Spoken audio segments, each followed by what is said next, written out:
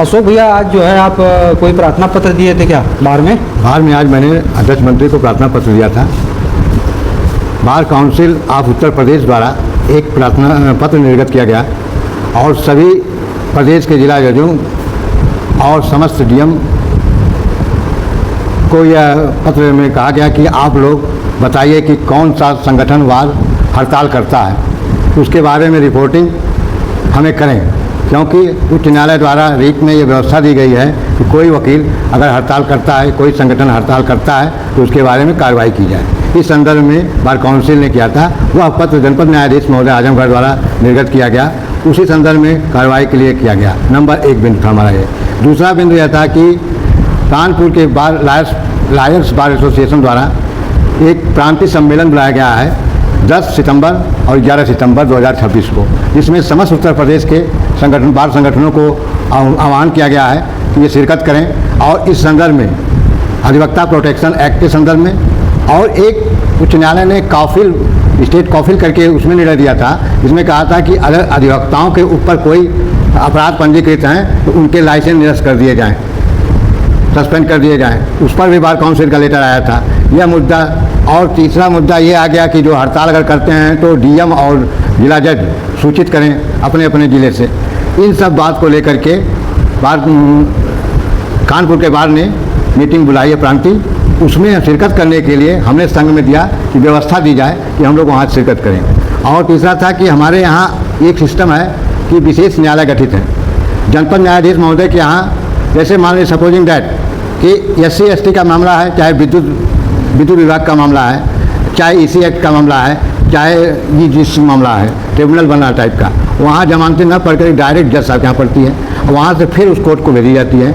कहीं जैसे हरजन राम समर का मुकदमा में हमको बेल कराना है, पहले हम सरेंडर करेंगे उस विशेष कोर्ट में, फिर बेल डालेंगे जिला जज के यहाँ, वहाँ ट्रांसफ़र हो करके तब उस संबंधित कोर्ट में आती है।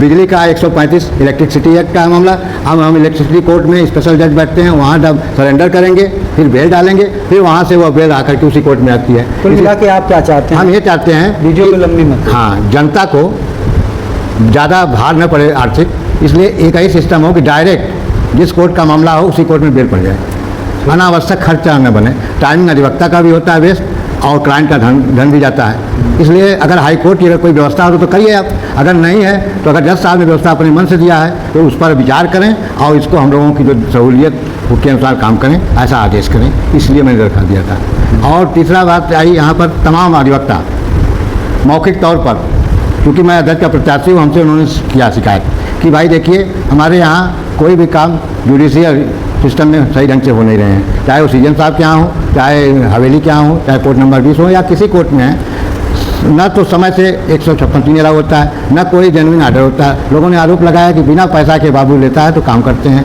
ऐसा करता है। भाई आप अपनी दरखास्त से चाहते क्या थे, इस मुद्दा को बताइए। हम चाहते थे कि अगर भ्रष्टाचार पर मामला आया है तो इस पर संघ संज्ञान लें, लेकिन संघ ने अपनी भूमिका से भाग गए।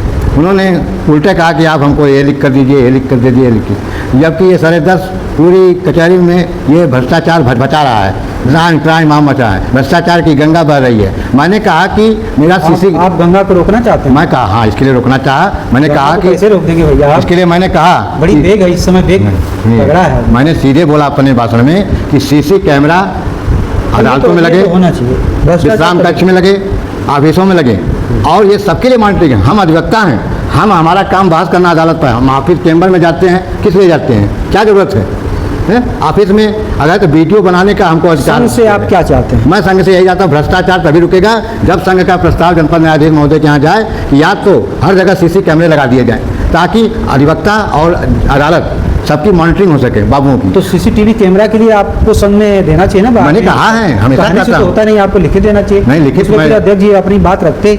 मैंने आज भाषण में कहा और इसके लिए मैं नहीं करेंगे, लिखित भी दे दूंगा और दिया हूँ, इसके पहले भी दिया हूँ। माननीय सुप्रीम कोर्ट, हाई कोर्ट जो है वीडियो बनाने के लिए वो वहाँ की वीडियो बन रही है, वायरल हो रही है सब वीडियो। आज तो बार काउंसिल के उस पर होना चाहिए था, लेकिन हमारे अध्यक्ष महोदय डगमगा गए अपने निर्णय से। कहे थे कि सोमवार को करेंगे, पुतला दहन होगा, हाथी की मांग उस बार भी हुई थी, आज नहीं किए। अरे बैसाखी के सहारे कब तक चलोगे? अरे अध्यक्ष हुए हो पूरे बार के, और निर्णय लोगे कानपुर के और प्रतापगढ़ की बात करके माहौल उड़ाओगे। स्वयं अपने निर्णय लेने की मादा नहीं है। 3000 अधिवक्ताओं के नेता चुने गए और 10 चुने गए हो, ये कह रहे हो कि अभी चलिए, धन्यवाद, शुभकामनाएं। जय